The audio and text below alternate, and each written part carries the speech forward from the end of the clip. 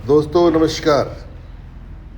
एक और कथा जो भागवत से ली गई है, प्रहलाद और नरसिंह लीला। आपका स्वागत है। आइए कथा का श्रवण करते हैं। ओम नमो भगवते वासुदेवाय।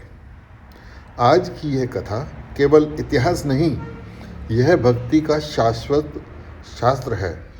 यह बताती है कि जब संसार, सत्ता और संबंध ईश्वर के विरोध में खड़े हो जाएं, तब भी एक सच्चा भक्त अडिग रहता है।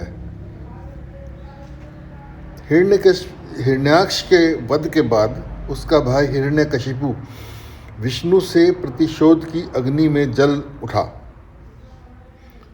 क्रोध से लाल हो गया कि किसी की ऐसी हिम्मत जो मेरे भाई हिरण्याक्ष का भी वध कर सके।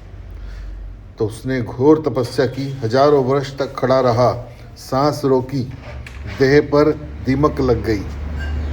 ब्रह्मा प्रकट हुए। हिरण्यकशिपु ने वर मांगा, न दिन में मरूं न रात में, न भीतर न बाहर, न अस्त्र से न शस्त्र से, न मनुष्य से न पशु से, न पृथ्वी पर न आकाश में। वर मिलते ही अहंकार सिंहासन पर बैठ गया। उसने घोषणा कर दी, अब मैं ही भगवान हूँ। अब कोई मेरे राज्य में भगवान की भक्ति नहीं करेगा। जो भी भक्ति करेगा वो मेरी ही भक्ति करेगा। अगर कोई भगवान की भक्ति करते हुए पाया गया, उसको मृत्यु दंड दिया जाएगा। लेकिन विधि का विधान तो कुछ और ही है ना। उसी समय उसकी पत्नी कयाधु गर्भवती थी। इंद्र उसे बंदी बनाकर ले गए। मार्ग में नारद मुनि ने कयाधु को अपने आश्रम में शरण दी। गर्भ में पल रहे बालक ने भागवत ज्ञान गर्भ में ही सुन लिया। यही बालक प्रहलाद हुए। अब प्रहलाद को गुरुकुल भेजा गया, शुक्राचार्य के पुत्र षंड और अमर्क के पास, ताकि उनको राजा की मनवांछित शिक्षा दी जाए। एक दिन गुरु ने प्रहलाद से पूछा, हे वत्स, सबसे उत्तम शिक्षा क्या है?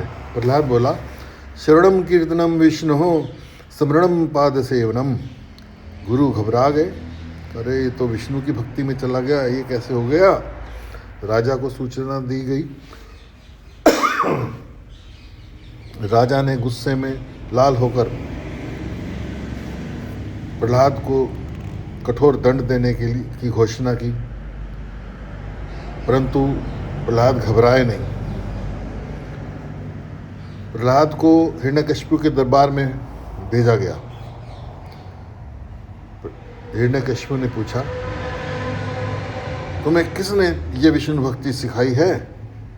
प्रहलाद शांत स्वर में बोला, पिताजी, यह न किसी ने सिखाई है, न कोई सिखा सकता है। यह तो कृपा से जागती है।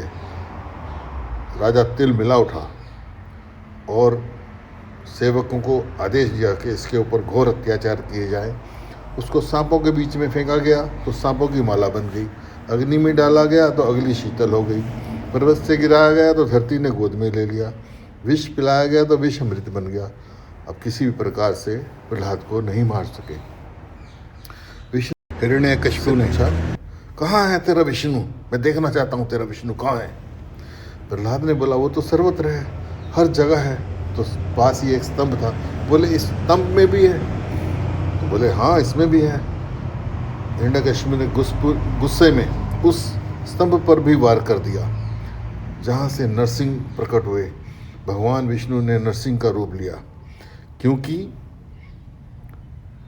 हिरण्यकशिपु को ब्रह्मा ने वरदान दे दिया था कि तू ना दिन में मरेगा, ना रात में मरेगा, ना भीतर मरेगा, ना बाहर मरेगा, ना शस्त्र से मरेगा, ना अस्त्र से मरेगा, ना मनुष्य से, ना पशु से। इसलिए संध्या का समय चुना गया। द्वार की चौखट थी। भगवान विष्णु ने अपने नख को ही वध का एक हथियार बना दिया और नरसिंह का रूप धारण किया हुआ था। तो ना पशु थे ना मनुष्य थे।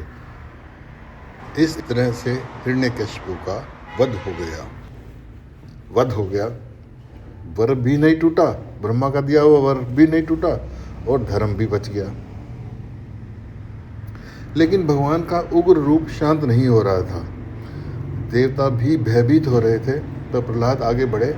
बाद उन्होंने भगवान के चरणों में मस्तक रखा। भगवान शांत हो गए।